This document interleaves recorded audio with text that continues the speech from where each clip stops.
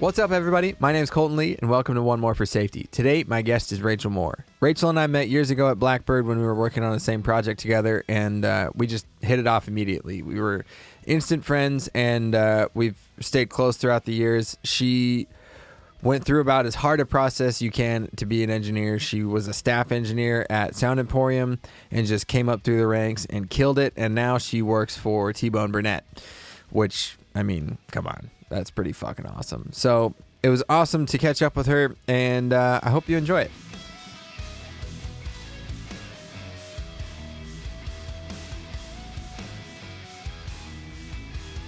Drinking? I have a beer. Ooh. Are you drinking? Hey, cheers. Yeah. This is our little happy hour get together here. Yeah, why not? Yeah. So shit. How have you been? How's the studio scene in Nashville right now? Like, it seems like everybody's kind of back to work a little bit. Yeah, with conditions, it seems like. Well, I say that. Majority of the people are taking it very seriously and being very cautious when they work. And then obviously with everything, there's a group of people that are not doing that. But right. You get COVID. But we're the recording world is getting back to some sort of semblance of normalcy, but obviously touring musicians are still hurting pretty bad. So yeah is open, which I've not gone anywhere near down there, but yeah, I mean, you no need, right? Shocker. COVID's rampant down there, but you know, who knows. Literally the last time I was down there was with you and Kelly. What was that for? We were down there with Yumi at 6. Oh yeah, that was like 4 years ago. At least, yeah. That was like the last time I went to Broadway to like drink. Yeah, Not my thing. How have you been?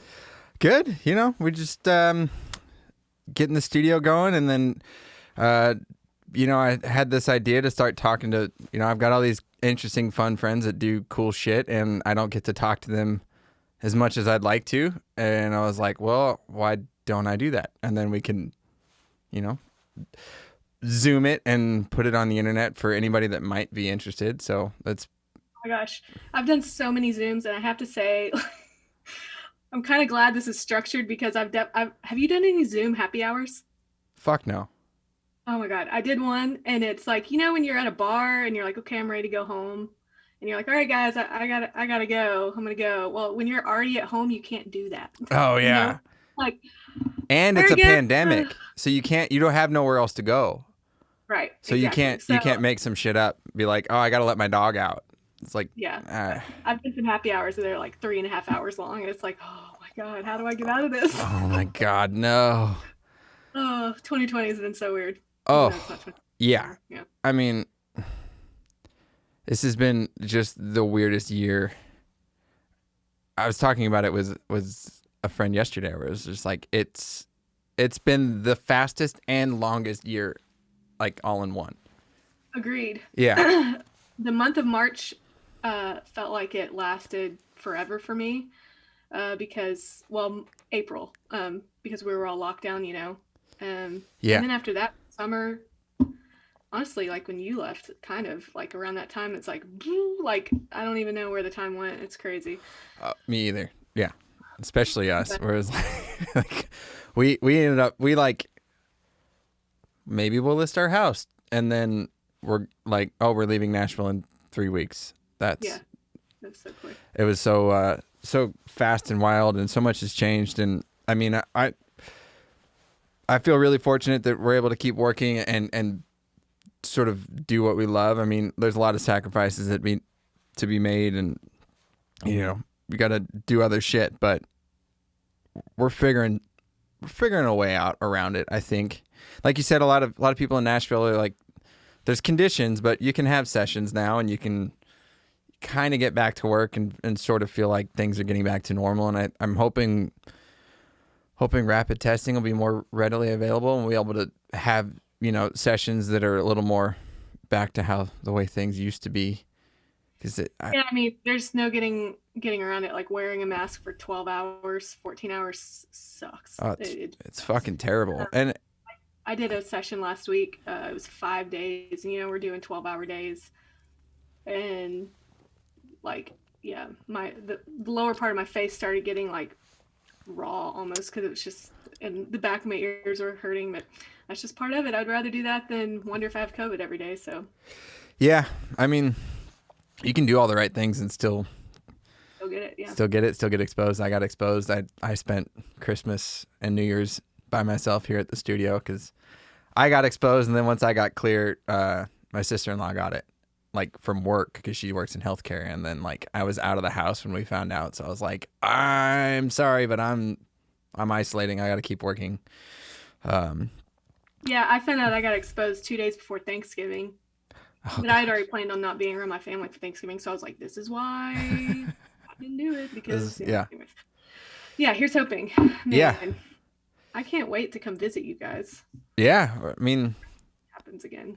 Yeah, once shit's back full throttle, you got a place to stay and come hang out. We'll show you around and check the studio out and all that fun shit. But yeah, sort of just jumping into Nashville. We sort of talked about like the sessions and things getting back to normal. Well, not back to normal, but a semblance of normal. But I kind of want to, like, I'm fascinated by sort of everyone's origin and how, like, I think it's probably because for me it was such like a lightning rod moment when I had the moment of like, oh, that's what I want to do. I want to do music, and that's sort of going to be my path, and I've sort of been on that for however fucking long, I don't even know anymore. But is there a moment that you can sort of think back to and pinpoint, like the catalyst moment of I want to do that, or like this is where I'm gonna go? It's kind of a funny story. Those are good. What? Those are good. Well, funny as in like it's not as cool as you think it is. But I finished high school. I was in a band and really into music in high school. And I knew deep down that I wanted to work in music in some capacity. I wasn't completely sure out of high school how I wanted to do it. I knew what an engineer producer was, but honestly, I was so scared to try it. I was like, there's no way I could ever do that. So what else can I do? My family, blue collar, hard workers, they wanted me to get a real job. So they said, you need to go to college for something real. So I was like, well, okay. I like animals. I'll go be a veterinarian. And so I went to college to do that. Turns out I'm terrible at chemistry and math, so whatever. But I had to take some electives, and I was like, okay, I'll take this music appreciation class. Yeah. Because it should be a breeze. So I went to this class that is, for majority of people, a sleeper class. Like, it's just like, you just take this to like, because you have to type thing. And everyone in the class is like falling asleep. It's all athletes and people that. Oh yeah.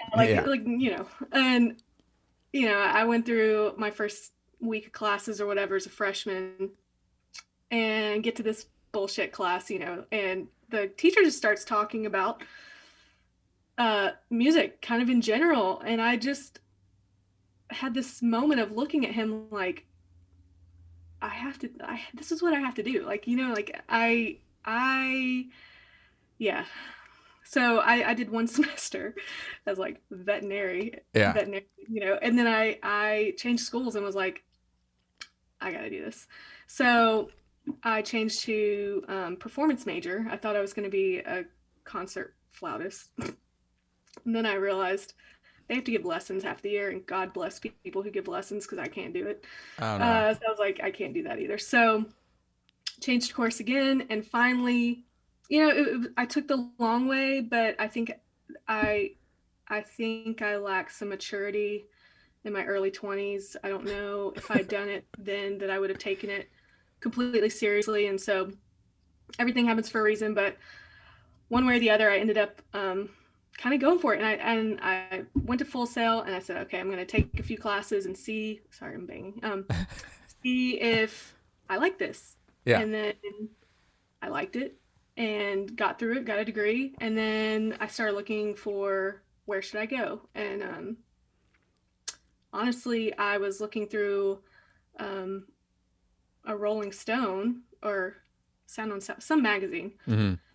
and Kings of Leon had just come out, had just been out, and I was reading up about how and I was a big fan of theirs at the time, and I was reading about Jakir King doing the Kings of Leon album in Nashville, Tennessee at Blackbird Studios, and I was like, I should go to Nashville. Okay, I've never told him this, by the way. So, uh, he was one of the reasons why I was like, maybe Nashville's it. I'm not really into country music, but maybe Nashville is where I need to go. So I decided to just go and see.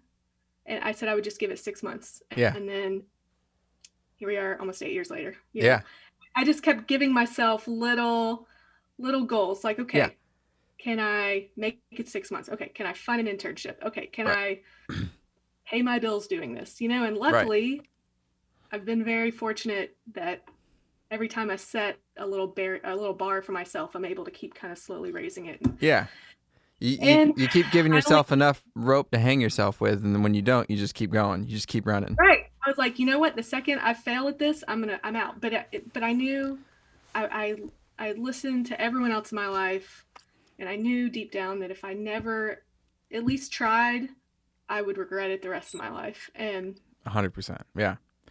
Well, just I mean, to be fair, you've been really successful in what, in my opinion, is one of the hardest gigs in recording, and that's being an assistant or staff engineer at a very busy, very well-known Nashville studio. I mean, for people that don't know, that like in Nashville, like there's a certain number of studios that are like, we've got a staff, you book a session, that assistant knows that room like the back of their hand. They get in, they set up everything before anybody gets there. You roll in at 10 o'clock, you're fucking downbeat, you're ready to go. Lines are checked, mics are already up, like we're ready to go. And I mean, I'd say, I mean, correct me if I'm wrong, you're probably 85% of the time running the rig. You're oh running, yeah. you're running Pro Tools for them. You're sorting out any problems. I mean, like there's a lot of fucking pressure. I mean, Well, and again, I think because I was tiny bit older moving to Nashville. I wasn't 20 years old. So the one thing I had going for me was I had done a lot of things. I I, I knew I was laser focused coming here. mhm. I kind of had already tried things. I had worked at jobs where I made a lot of money, and it did nothing for me. Um, and so I don't know. I like I said, I came in laser focused, and I Yeah, wanted to find how can I position myself to be exposed to the most stuff, yeah, honestly. And I knew I'd seen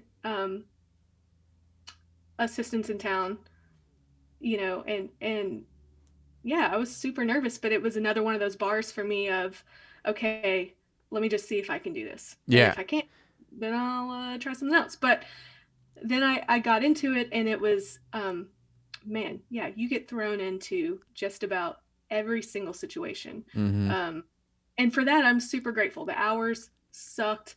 The pay was not always amazing, you know, but you No. like the experience, and the people that I met are invaluable. Oh, and it's some of the best memories you'll have. I mean, I actually think back to like when I was like, I think I was still an intern, but we were making a record at Sound Emporium where you were on staff for so long. And I mean, I was literally sustaining myself off of your complimentary biscuits and coffee. Like I had no money. I was like, I have $200 in my bank account, and that's got like, I got to somehow pay rent, and that's not going to work. So I'm going to eat biscuits and coffee and then Oreos and Cheez-Its in the afternoon. Cause after, Yeah. yeah. And after I got found out like a weekend, and the band was like, "Are you eating?" I was like, yeah, I'm fine. They're like, no, we're buying lunch. I'm like, no. But We've all been there, man. I'm yeah, totally yeah, But I look in the back beginning. on that and I'm like, God, that was actually like that fucking sucked when I was doing it. Like Yeah. I was, you're driving home. It's 12:30 at night. You were there at however fucking early. You're completely like shot out, Oh and man. and but I look back on it and it's like they're fun stories and fun memories. I mean, I remember like pulling over at the stop sign at like Clayton there and like dry heaving for a minute because the band we were with kept wanting to do shots at the end of the night, and I'm like, I'm not eating all day, guys. And like Jakir had just bought this bottle of like 150 proof bourbon, Oh. and I'm like, no, I'm fine. And they're like, no, you got to take a shot. And I'm like, I'm the lowest man on the totem pole, so I'm like, okay, sure, yeah, Who are you talking about? Okay, I remember now who this is. Okay. yeah, take a shot, empty stomach, 150 proof bourbon, and like, okay, see ya. And then do my little duties, and then go to leave, and I'm like, stop at the stop at that stop sign on Clayton and 12th Ave, and I'm like, huh. But Man, it was a blast now that I look back on it. yeah, and how many all-nighters did you pull, or where you're like, okay, if I do that, if I sleep on the couch here rather than drive home, I can double the amount of sleep, which is 2 hours, Yeah, rather than wasting 30 minutes there and back. exactly. So I'm gonna sleep here. Yeah, and I started keeping deodorant and a toothbrush at the studio, Yep. and I would just change my shirt and Yeah. Yeah. So like you just sleep on the couch and power through with coffee. I mean, yeah. Oh yeah. it's just kind of what it takes. And I mean, I think you have a really unique perspective on this, and asking you like, what do you think makes a good assistant? Like in a context of not just the Nashville assistant, because that's kind of a different breed that most people kind of you may never experience. Because I mean, you go anywhere else and it's just kind of like the assistant's jerking off in the corner on his phone. He's like barely paying attention. But Yeah. but what do you think makes a good assistant? And ultimately, that's going to determine what turns you into like a good engineer and potentially a great producer. Well, I I'm I'm not the expert on this, but I feel like one thing is being really malleable. You have to uh, pick up. First of all, you're always going to come. We're going to assume you're talking about an assistant at a commercial studio, so Sure. um, you're going to come in contact with all kinds of personalities and all kinds of different types of people. And so, first off, is kind of learning them quickly enough to kind of learn what their working style is. Sometimes they want assistants who are super vocal, super hands-on, and that kind of thing. And sometimes they don't want you to touch anything, and they don't want to talk to you, and and have to kind of learn real quick and usually it's feeling them out. Like when you're talking about the initial, I used to be able to pick up real quick, like how into talking about like their setup or Yeah. whatever. You usually can tell in that first phone call about the setup of like, oh, okay, I'm gonna sit in the back of the room on this one. Well, and every time you'd be like, oh yeah, this is gonna be good, or whatever, or nope, this person's gonna suck. But so people skills, like picking up on the personality really quick. You don't want to be annoying to the person that you're assisting. Yeah. And sometimes, and if you polled engineers and producers, I think most of their answers would be a little different. But all of them would agree that they want you to seem like you're happy to be there. Right. You're not. I've faked, lots of, well, we won't talk about what type of music, but yeah, anyways. So act like you're happy to be there, because ultimately, and also look like you're supposed to be there. Right. That, sometimes if you're just in the corner and you're on your phone all the time and not really engaging with anyone, and people are gonna be like, is that someone's, well, for me, people always assumed I was someone's girlfriend. So, I had to act like I was engaged and like supposed to be there. Right. Because they always assumed I was the guitar player's girlfriend, or, whatever, which was funny. But in most cases, you know, like if you have a pencil in your ear or have a notepad with you or Right. whatever, then they're like, okay, this person is supposed to be here and it's not some weird person, you know, Yeah. and just being personable and then, you know, that's step one. Once you get that, trying to anticipate needs, which comes with experience. That just comes from being in the room Yeah, and furthering that step one of reading the room. yeah. I mean, But you know, it was interesting for me. One of the reasons why I went to Sound Emporium was they don't have interns there, and so they kind of throw you in pretty quickly, which was appealing and terrifying. Um, you know, some people there, their first session was like Kenny Chesney or something. You know, it's like you well, get really thrown in. here we go. Yeah. But they start you answering the phones, and for me, it was like I would just you know, it's clients calling. I'd only been working there a couple months, and I would just talk to people on the phone and be personable to them, answer their questions, and I wouldn't talk their ear off, but like you know, engage with them just a little bit. Right. And then when they came in for their session, they were like, "Oh yeah, I talked to you on the phone, or I remember." And then, you know, after some people, after I talked to them a couple times, they would say, "You know what? I want to get her in the room. I want, you know, like Right. it even started there. I would, you know, just engage with people in the hallway. Like you're making your first impressions the second anyone walks in the door, whether you're working with them or not. Absolutely. You know? I mean, at the end of the day, I mean, you want to boil it right down. It's a customer service job with like a tech veneer because It really is. you just, first impressions are number one. I mean, it took me a while to figure out, but like, I look like I'm 12. So immediately everybody is like, oh yeah, he's the fucking intern. Or like, hey, can I get some coffee? I'm like, motherfucker, I'm the one running the session. Like, hold on. So like once that light bulb went off, I'm like, I need to dress the part. I need like every day I'm gonna like no more like messy hair and hats or, you know, beat up fucking shoes. It's like dress the part. You're gonna be at work, comb your fucking hair, wear a nice shirt, wear a nice like put some thought into your like what you're presenting to the room because I mean, you think stereotypical engineer, there's a reason. Like we're all like most of them are out of shape. They have shitty old clothes, black t-shirts, cargo shorts, black Skechers, whatever you like. I mean, Yeah. that's the thing. If you want to be taken seriously, it's like you have to take what you're doing seriously. You don't have to take yourself serious because that's a road to madness. I mean, but I really like how you touched on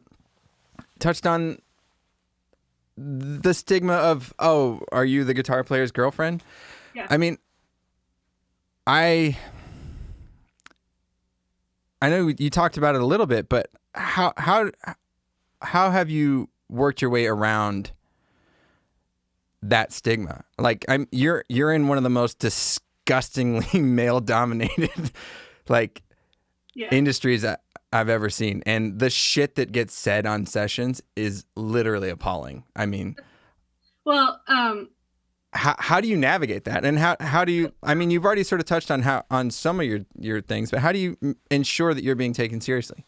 Because I mean, I know you, I take you seriously, but some dickhead that comes in off the street, it's I just laugh at him. But yeah, so when I was assisting, like I said,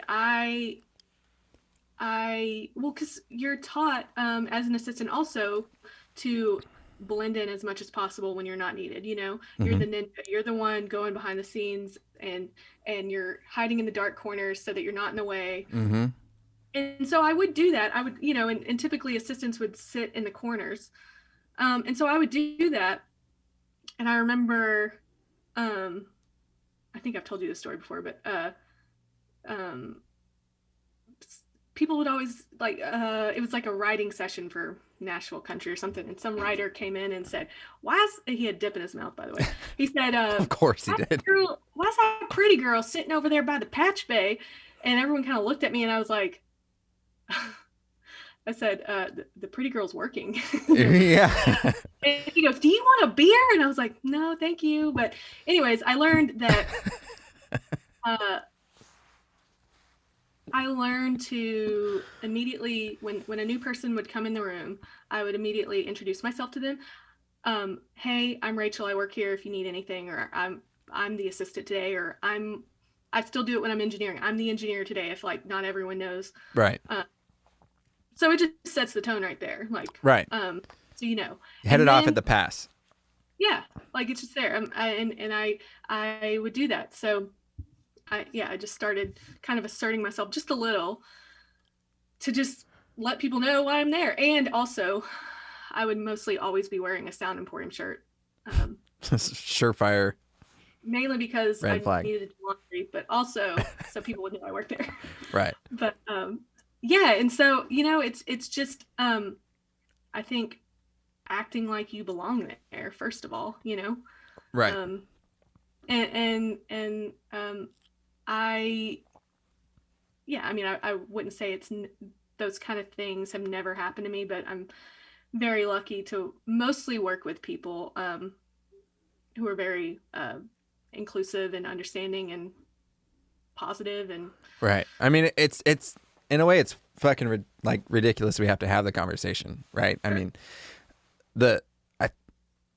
it's just kind of the unfortunate world that we lived in. There's a lot of the old guard, and especially in Nashville, that aren't especially open-minded. So, but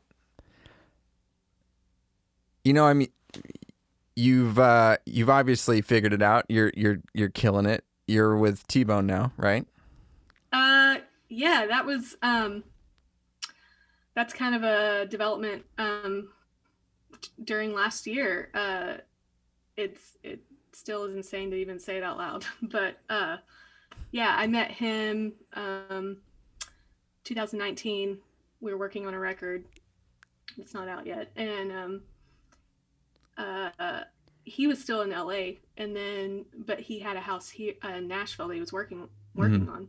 And I guess COVID decided they wanted to quarantine here. They wanted to be in Nashville, and I think everyone is I think there's like this mass exodus happening from LA right now. There's so many people leaving. Yeah, I mean, you're not allowed to do shit in California. I mean. Yeah, so with the wildfires and everything else, and it's so expensive to live, and yeah. So he packed up everything and moved to Nashville in March, and oh shit, hit me up, and yeah, it's I cannot say enough good things about him. He is it's amazing. It's something I'll remember, for the rest of my life. I'll forever be talking about working with him. It's awesome. I learned so much about life and his everything from him. So yeah, touching on various projects, film, TV, that kind of thing, and random records here and there. But he's awesome, and yeah, happy to be employed from COVID. I mean, that's just so fucking cool. As your friend and as your like peer, it's like fucking awesome to see. Like someone that, I mean, we met on the Eliza and the Bear record when you were like a potential intern for Jakir, and you worked with us for, I mean, I don't know, we worked for maybe 7 weeks mm-hmm. together, and then we obviously just stayed friends, and it was as awesome to see you go from leaving Jakir's to, okay, well, that didn't work. I'm going to go to Sound Emporium and I'm going to fucking make this work. And you killed it there. And now you're with, fucking T Bone Burnett. And it's so cool to see. And I'm so happy for you that, that's happened. I mean, it's just a testament to how hard of a worker you are and how good you are at your job. So. Oh, thank you. That means a lot, because I feel the exact same way about you. You were one of the first people that I met in town, and it is so cool. It's so fun for me to see the people that I met early on and have known a while, to see how we're all branching off and doing our own things, and like, I'm so excited for you in Phoenix. Yeah. No? Yeah. Yeah. Yeah. Fingers crossed. Like, I think I've been telling people about you. Like, like I just think like I don't know. I think you're gonna do. I think you're killing it, and I'm excited for what's ahead for you. And I was telling someone else, it's so kind of one of the amazing things about this industry is like, like we all have our different paths and different timings and different milestones and that kind of thing. But it's so exciting. Like your path and my path are different, but they're not wrong. Like but I just like how different everyone's path can be in this industry. Oh yeah. I mean, I've had like the most insane schizophrenic path I can like think of, like. Yeah, same. But like I feel like being open to whatever, I can't even tell you. I feel like what's benefited me in some instances is saying yes first and then thinking about it afterwards. Yeah. Yeah. What did I just do? Okay, maybe okay, whatever. And that, that's what honestly, got me through Nashville. Yeah. He said, I'm doing a lot of like this TV show stuff. I never worked in any of that stuff. And I just said, yes. And I just thought about afterwards, like what that meant. Like, oh, fuck, what did I just do? Yeah, I was like, I literally left his house. I was like, oh my God, what just happened? Yeah, Google. But, I don't know. I feel like there's something to, if something scares you or makes you uncomfortable, you should probably be doing it. You should probably do it. 100%, especially as an engineer. If you're scared of something, it's because you don't know how to do it and you're too chicken shit to admit it. Like, just go do it. Like, that took me so long to understand of like, by the time, I wouldn't consider my time in Nashville like a resounding success, but what I did, everything I set out to do, I did, which the only thing I can attribute that to is just saying yes and show up every single day until people stop asking you to show up. Like, that's all I could do was like, I may not know what the fuck I'm going to do, but if you ask me to be there, I'm going to fucking be there and I'll figure it out as we go. And if you are a young engineer out there, like that's the best advice you can give somebody. It's just say yes, figure it out as you go, because you're either going to like figure it out and be a rock star or figure it out and get fired and figure out why you weren't good enough and get better. Yeah. I mean, like I have to say so far the best things that have happened for me have been outside of my comfort zone and outside of like almost every time something big has happened for me. There's been a moment of, oh, can I do this? And then it happens. And I usually don't sleep and, it's stressful in the moment, but then afterwards it's like, okay, I did that, Yeah. And yeah, like I feel like this is $1 million question. I get this a lot, and I feel like you probably get it too. And I tell people that I say just say yes, and then just think about it later. Yeah. In regards to this industry. Yeah, I completely agree. And in fact, sort of piggybacking off of the industry and sort of like frequently asked questions, I feel like this is a good lead into I've dealt with this literally my whole life. I've had other jobs, but music has always been like the real job, like my real job, at least. Yeah. What do you think is the most commonly categorically wrong thing about what you do? Or what do you wish the normies like understood about what it is you do? Well, I think we've already touched on it in that I think there are a good amount of people that get into this industry because they really love gear and they're really into the technical aspect, and it is super important, but it is a customer service industry. Ultimately, you need to have people skills, Jakir was actually someone that said to me, he said, I could teach my mom how to do this job, but you can't teach how to interact with people. Yeah. You can't teach how, and you hear it constantly, be a good hang, and sometimes you don't know what that means. But like for me, it means my job in whatever capacity I am in the room, my job is for the artist and or the players to feel comfortable around me.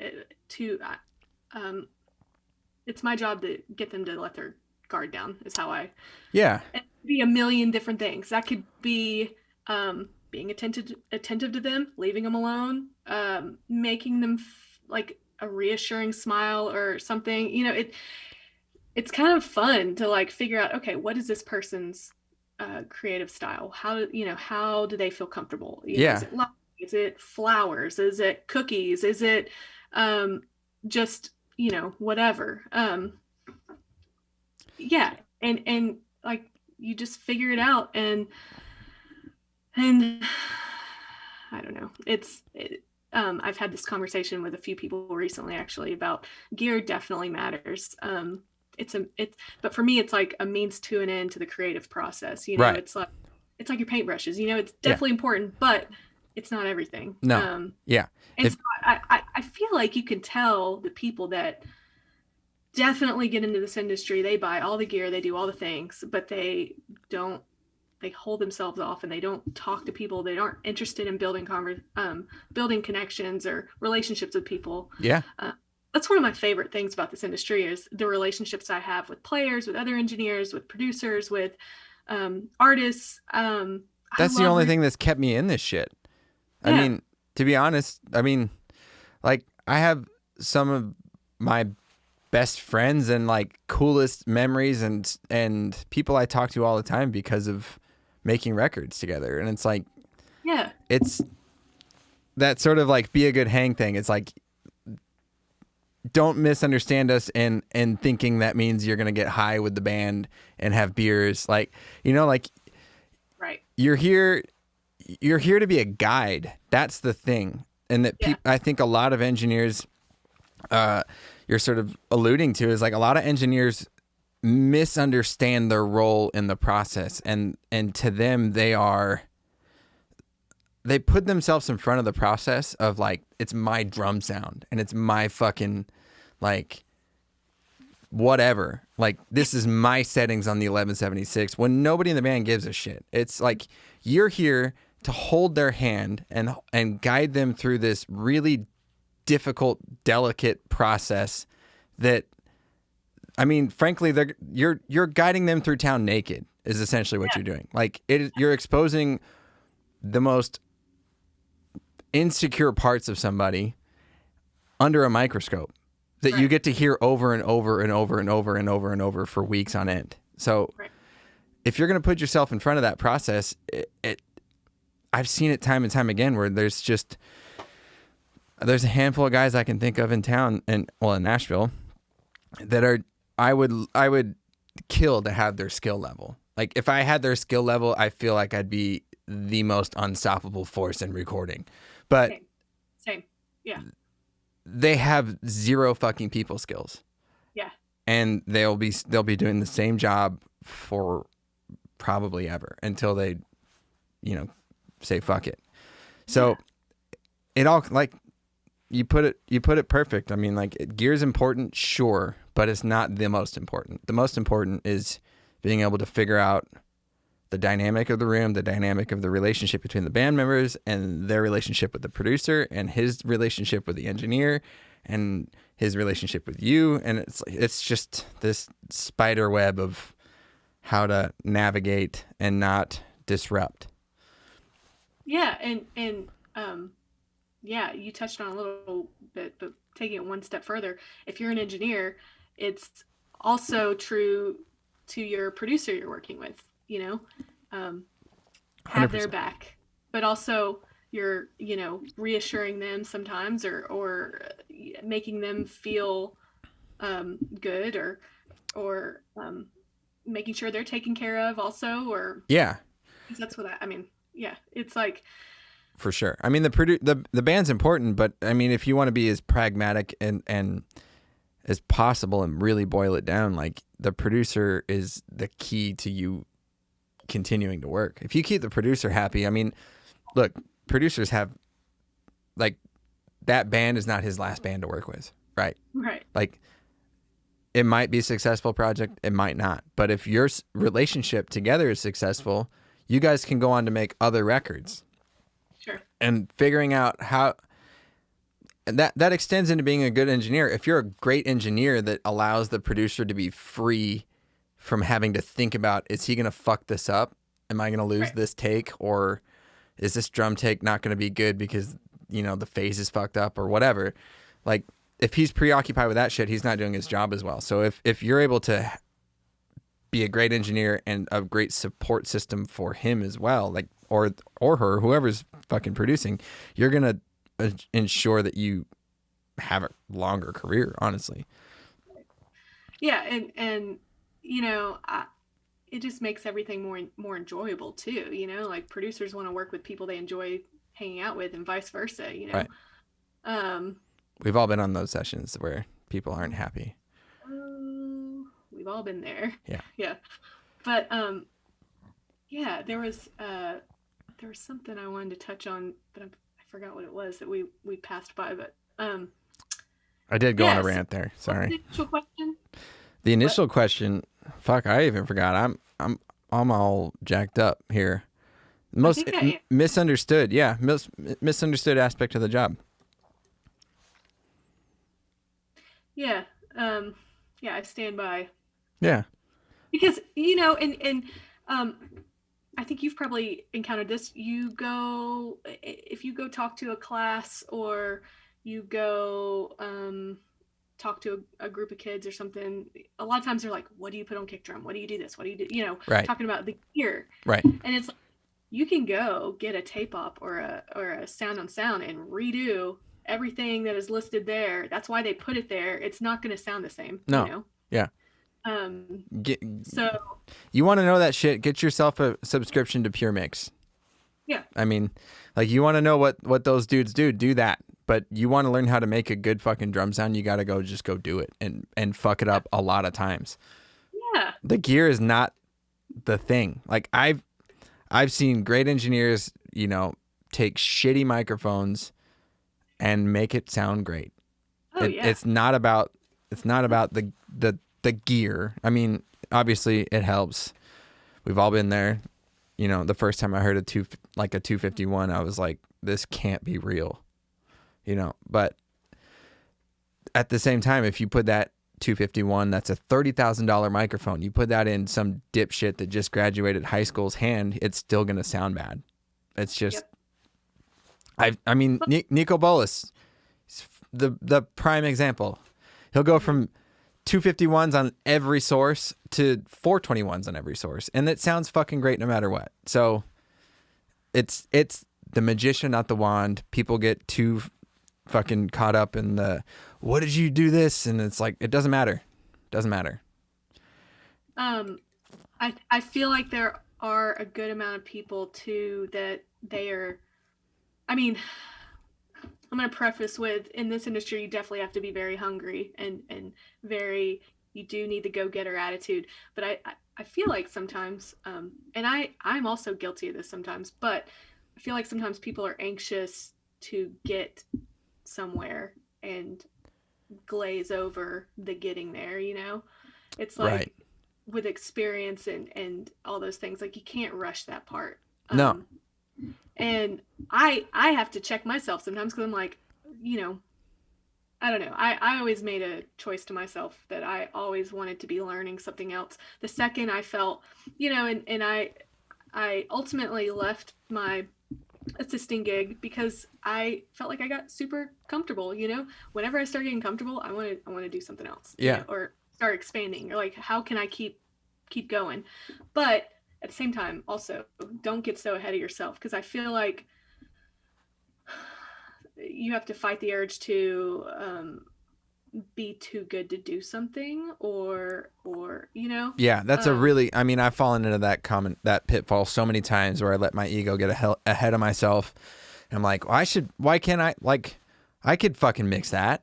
My mix is that good. And then you're like, no, hold on, it's not. Or you're just, there's a reason people call Nashville a 10-year town. I mean, sure, there is that old boys club that can kind of put a ceiling on shit. And there is some, you know, backroom, whatever you want to call it. But I think that the principle of that still stands. It's like, it's a 10-year town because it takes a long fucking time to sharpen that sword. Yeah. Like, it takes a long time. I mean, I've been so guilty of it, of just like rallying against the fucking man and being like, you know, I was up for that mix and mine was just as good as so-and-so's and he makes 4 times as much as I do.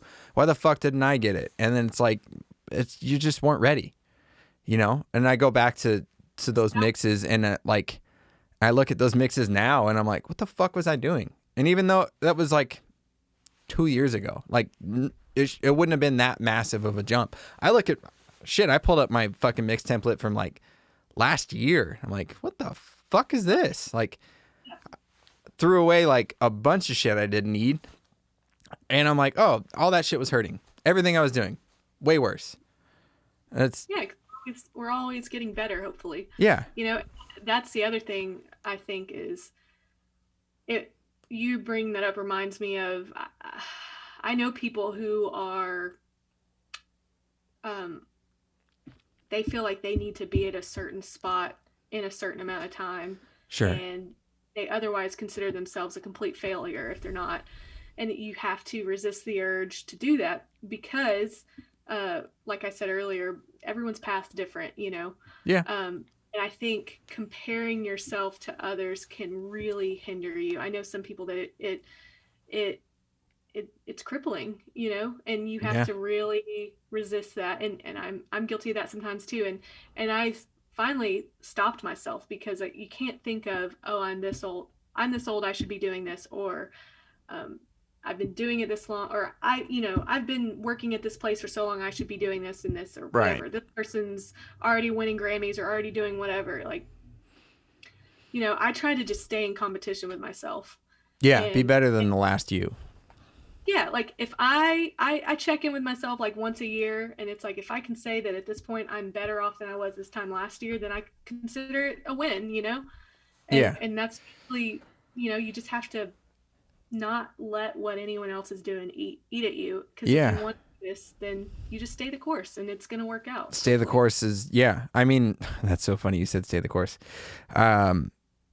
I probably have it somewhere around here, and like a notebook from like 2014, like I wrote it in giant fucking letters, stay the course, because I mean, you said it. Yeah. What's that? Yeah. It's, you're right. I mean, I fall into it. I still fall into it, even though I'm aware that I do it, comparing myself to others. Yeah. And it's, I mean, there's that famous quote: "Comparison is the thief of joy." If you wanna feel really shitty about yourself, go on Instagram, see what the people that are your age are doing, that are in your industry, and it's the hardest part to realize is it's all a projection. Like everything that's on everybody's Instagram is like the highlights of their month, you know, or their year, and it's really easy to get down on yourself and think, you know, like I do it all the time, like. Recently I had to take a second job. Like I had the studio. It's a fucking dream to have it, but things are slow and I'm like, man, I need to get a new job. I need another job. So I picked up another job, slinging coffee at a resort here in town. And it was especially depressing because I had this exact same job at the exact same resort 10 years ago when I left Nashville. Or when I left Arizona to go to Nashville. And the first week I was just fucking down about it. And pity party and fucking 32. And I just like, I don't have my own house. So I'm working the same job I was fucking almost 10 years ago. And then I just sat myself down and was like, look, it's the middle of a pandemic. Consider yourself blessed that you can text a friend and say, hey, I need a job. And they go, when can you start? And that's what happened. I text an old friend, hey, I need a job. Do you have anything? Yeah. When can you be here? And I was there the next day. I started in 2 days. That's the silver lining. And it's like, am I going to do that for the rest of my life? fuck no. That's like, as soon as I'm ready to cut that cord, it's gone. But we all fall into this trap of, I should be doing this, I should be here, I should this, I should that, when everybody's shit's different. And there's no real true path to happiness for any one person that works for everybody. It's so independent. And it's just like, I mean, I'm so lucky that my wife is supportive. Like, there's been so many times, especially in the early years in Nashville, where I was like making no money, working 120 hours a week, or just outrageous shifts, and like just at my wit's end, and being like, I'll get maybe I should just get a real job, and like we can go and have like a house and have kids and do like the normal shit, instead of me like coming home frazzled at 1 a.m. like wanting to like cry myself to sleep. And to her fucking credit, she's like, no, you'll be miserable. You will absolutely be miserable.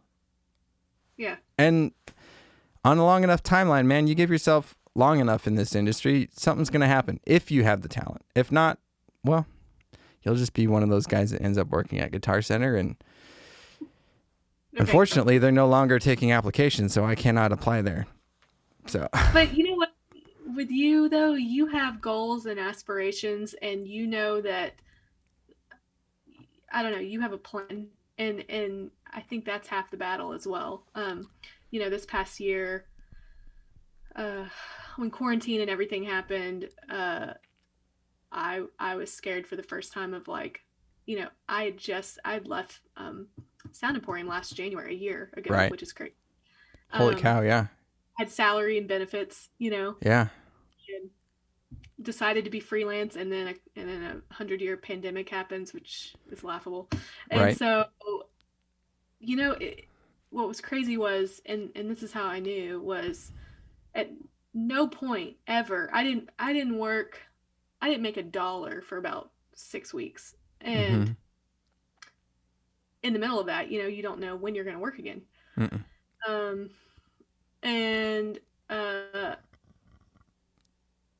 There was never one time of, maybe I need to do something else, or maybe I need to get out of this, or maybe I need to whatever. It was like, okay, what do I need to do? Do I need to go, if need be, do I need to go work at Amazon or go do whatever, right, if it comes down to that, to get by until I can get back to it or whatever. Like, exactly. It was always there was a contingency plan of like, okay, what am I going to do to hang on so I can stay in Nashville, so I can do whatever.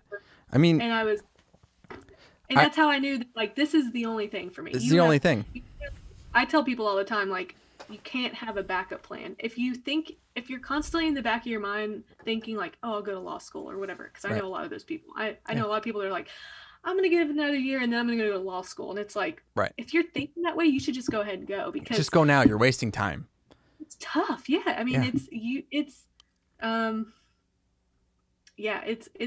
it's a package deal working in the music industry, and you got to basically want it and nothing else. And I know for a fact that me doing something else, I wouldn't be happy.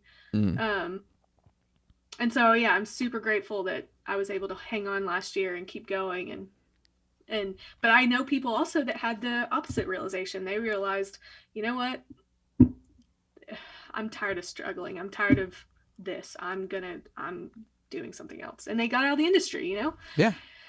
And I think there's nothing wrong with that. I feel like if that's a thought in the back of your head, you should realize that sooner rather than later, Oh yeah. I mean, there's nothing sadder to me than seeing somebody that's, obviously it's never too late. I mean, if you're in your like 70s and you're like, but you know what like somebody that's approaching the age where it's like, man, it's going to get really tough for you and your kids here soon if you don't make a real choice. Like, there's nothing sadder to me than that, where I'm just like even really talented people that I'm like, man, if you just like really went for this, you'd be fucking killing it. But you're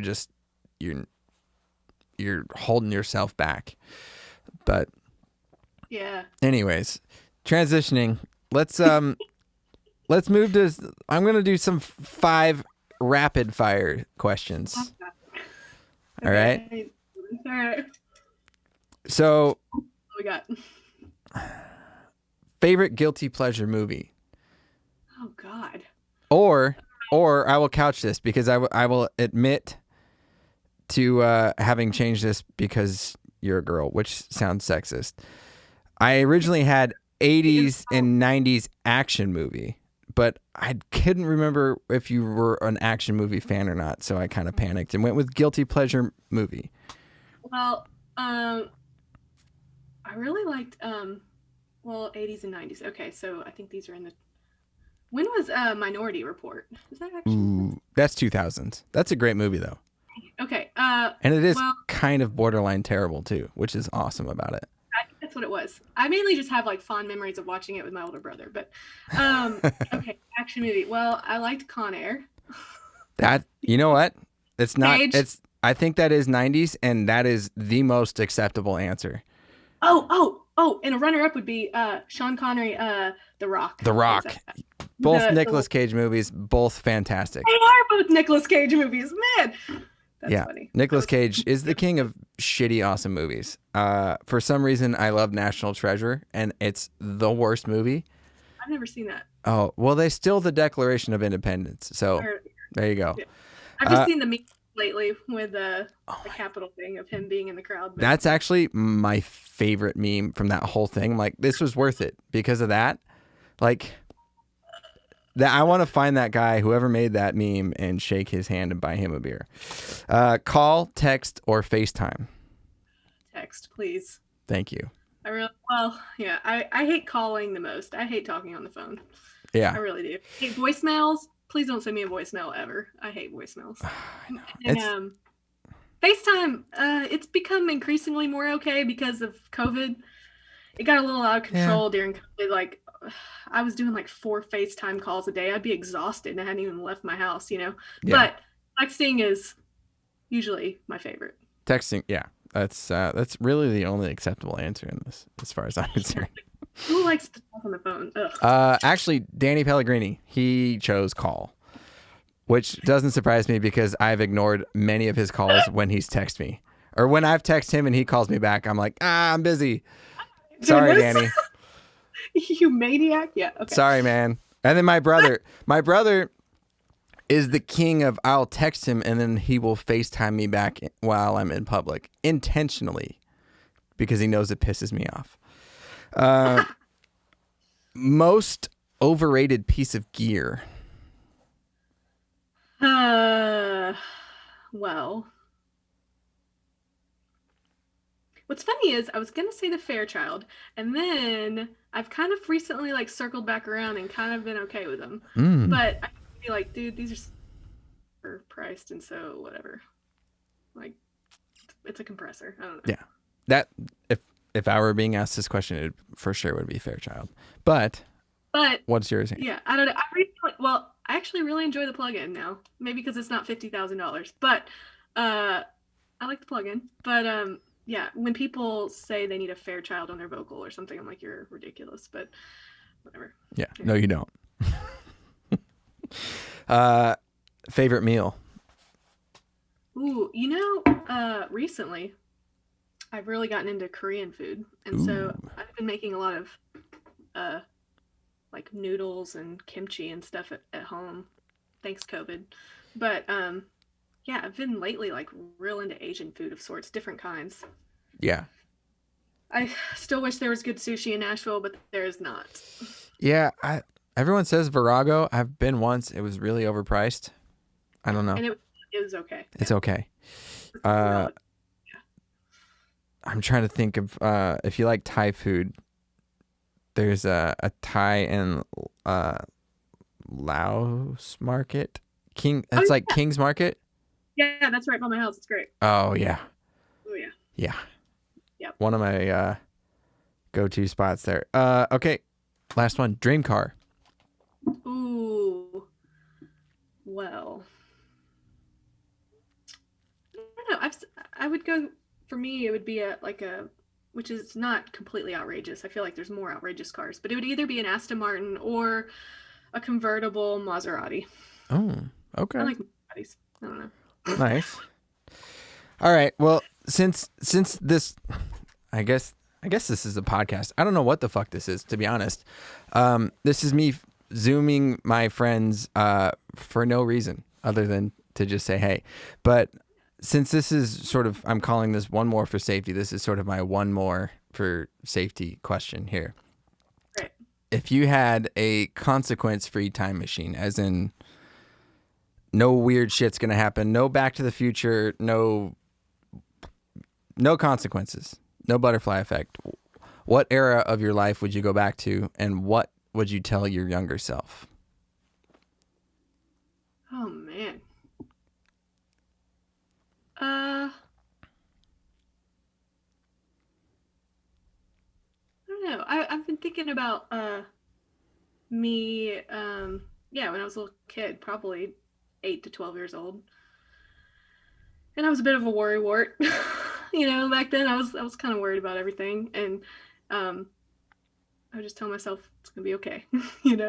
Everything's gonna be okay. Have you ever had thought of like, if you were a kid and you saw who you were now, would you like yourself? Would you think you were cool? Would you think you're a dork? Would you be like, all right, I'm okay with this? How would you feel? Ooh. I just flipped. Yeah. I had this thought recently. I was like, flip flop. If I had a picture of myself in my 30s, when I was, a little kid, would I be cool with what I was doing now? I think I would be cool with what I was doing now and like who I was. And yeah, you know what? I think I would be. Yeah, because like my picture of like a 30-year-old for whatever reason when I was like, like 10 years old was like, well, you're gonna die soon, Yeah. like I don't know why, but it's like that's just old. You're fine, and it's like I'm in my early 30s. I'm married. I have a great family. I have a job that I love and another job that I don't so much give a shit about, but I do. You're still going through what you love. Yeah, I still I'm pursuing my dreams, and I don't think my parents had that luxury. My dad definitely didn't, and I feel bad for him for that. At my age, he had me and my mom, and was working construction in a job that he ultimately hated his whole life, and Right. then lost at when the market crashed. He got laid off and had to start over again. So it's in some ways this comes full circle of sort of just sticking at it, because what the fuck else are you gonna do?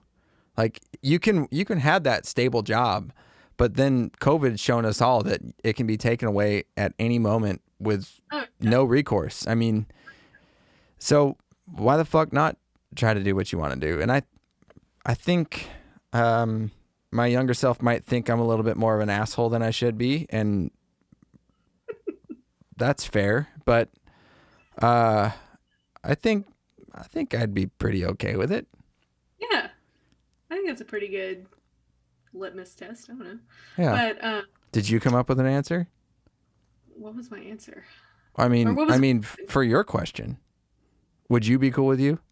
No, I would be actually. I would be proud of myself. I would be proud that I have a cool job, um and that I'm staying true to myself. I think is the biggest thing because yeah, one thing I was such a people pleaser growing up. In teenage years and everything else, and it took me becoming an adult to be like, I have to take care of myself, and I have to go for what makes me happy, not what makes everyone else happy. Oh man, And oh man, it's such a I'm it's still that that way. It's terrible. I hate it. I hate that part about me, and it's unfortunate for my wife because, I mean, my wife and I we're best friends and obviously known each other forever. So she gets the most real version of me, and everyone else gets the mostly people pleasing version. I mean, I've gotten better at it, but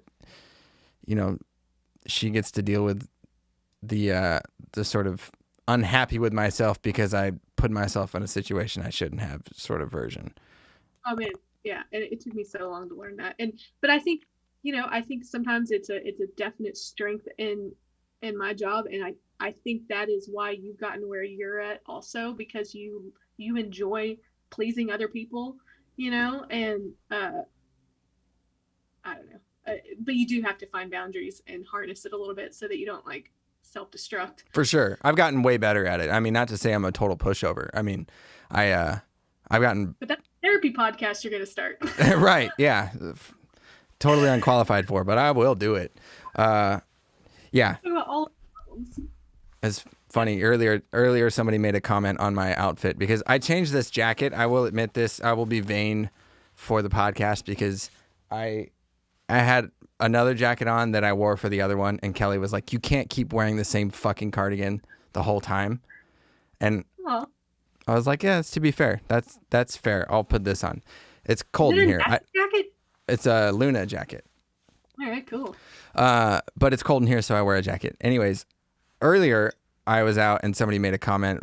I'm not sure about those colors. And I don't give a shit. That's fine.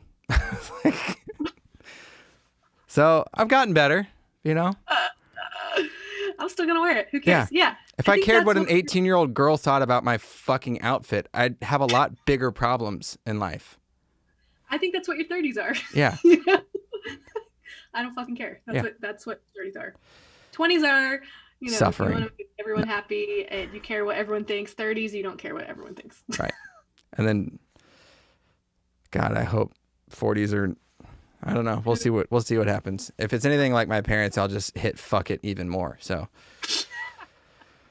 who knows? Well, this was fucking awesome. I'm really glad that you did this. I'm glad that we got a chance to not only catch up, but to sort of get to know each other even better than we sort of already did, and in a way that hopefully people benefit from, because this is stuff that I feel like not a lot of people like talk about. I mean, you can go to like Mix of the Masters or whatever online publication and talk to, producers and engineers or assistant engineers or whatever, and you're going to get a very, this is how I mic a snare drum. But there's not going to be a lot of like genuine sort of talk and how you deal with the day-to-day pressures of the job, or just how to navigate life in it. So just important, the mental aspect of navigating this industry is everything. Yeah. You got to take care of yourself. That's the thing I don't see a lot of people do. It's like physically, mentally, like you got to be on it. So I really appreciate you doing this, and I hope you get to come visit soon, or hopefully we're back in Nashville soon, because we really miss it. So. Oh yeah, I want to see Hank and Kelly and everyone. Yeah. Well, thanks so much. I'll talk to you soon. Okay. Bye. Bye.